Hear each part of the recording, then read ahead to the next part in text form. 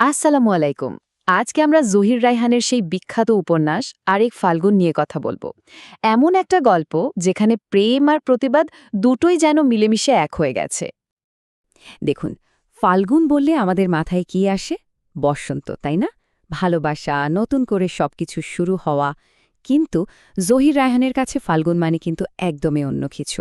তার আরেক ফাল্গুন উপন্যাসে এই শব্দটা হয়ে উঠেছে প্রতিবাদের প্রতীক, চেতনার প্রতীক, নতুন করে জেগে ওঠার এক দারুণ শক্তিশালী মাধ্যম।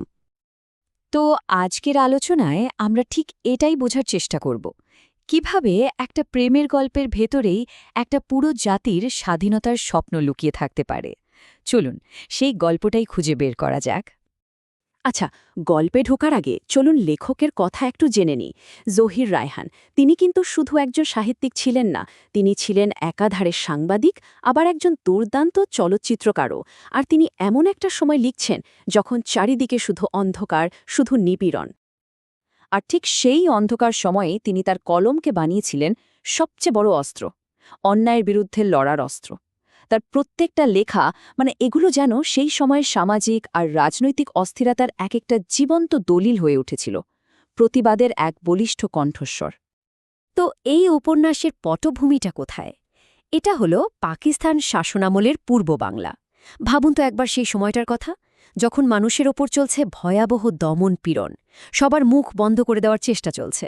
কিন্তু মজার ব্যাপার হলো, এই রকম একটা দমবন্ধ করা পরিবেশের মধ্যেই কিন্তু মানুষের ভেতরে দাউ দাউ করে জ্বলে উঠছিল প্রতিবাদের আগুন। আর এই যে প্রতিবাদের আগুন, এর মশালটা কাদের হাতে ছিল জানেন? সেই সময়কার তরুণদের হাতে। এই তরুণ সমাজই ছিল উপন্যাসের আসল শক্তি, গল্পের একেবারে কেন্দ্রে ছিল তারা। এবার চলুন চরিত্রগুলোর দিকে একটু তাকাই।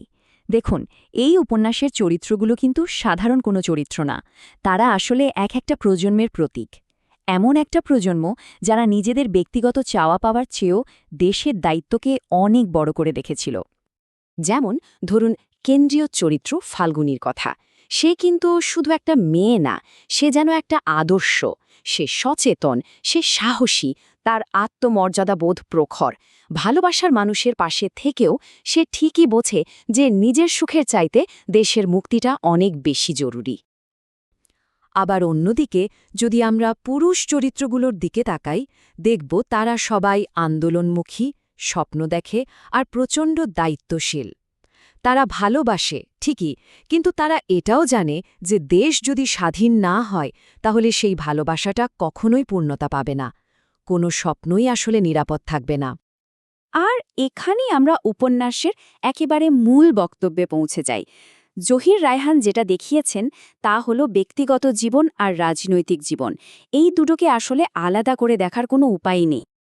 তিনি আমাদের সামনে একটা খুব জরুরি প্রশ্ন ছুড়ে দেন। প্রশ্নটা হলো, আমাদের ব্যক্তিগত জীবন কি সত্যিই সমাজ থেকে আলাদা কিছু? যখন দেশের সংকট চলে তখন কি আমরা নিজেদেরকে গুটিয়ে রাখতে পারি? এবং এর উত্তরটাও তিনি খুব পরিষ্কারভাবে দিয়ে দেন। যখন একটা জাতি সংকটের মধ্যে থাকে তখন চুপ করে থাকাও কিন্তু এক ধরনের অপরাধ। সেখানে ভালো বা মন্দ, পক্ষ বা বিপক্ষ, এর মাঝে নিরপেক্ষ বলে কিছু থাকে না। সুতরাং মূল কথাটা কি দাঁড়ালো? প্রেম আর রাজনীতি এগুলো কোনো আলাদা জিনিস নয়, বরং একটা আরেকটার সাথে খুব গভীরভাবে জড়িয়ে আছে। এই উপন্যাসটা আমাদের এটাই শেখায় যে দেশের প্রতি আমাদের যে দায়বদ্ধতা, সেটা কিন্তু ব্যক্তিগত সম্পর্কগুলোকেও আরও মহৎ করে তোলে। কিন্তু একটা প্রশ্ন মনে আসতেই পারে, তাই না? যে এত বছর পরেও আরেক ফাল্গুন কেন আমাদের কাছে এত প্রাসঙ্গিক? কেন আজ ওই উপন্যাসটা নিয়ে আমরা কথা বলছি? এর উত্তরটা আসলে লুকিয়ে আছে এর চিরন্তন একটা আহ্বানের মধ্যে। উপন্যাসের নামটাই খেয়াল করুন, আরেক ফাল্গুন। এটা কিন্তু শুধু আরেকটা ঋতুর কথা বলছে না, এর মানে হল আরেকটা জাগরণ, আরেকটা প্রতিবাদ, মুক্তির জন্য আরেকটা নতুন ডাক। এটা আসলে একটা নিরন্তর সংগ্রামের কথা বলে। এই উপন্যাসের গুরুত্বটা ঠিক এই জায়গাতেই। এটা মানুষকে সচেতন করে তোলে, অন্যায়ের বিরুদ্ধে মাথা তুলে দাঁড়ানোর সাহস দেয়। আর আজকে তরুণ প্রজন্মের জন্য তো এটা একটা চেতনার পাঠের মতনই জরুরি।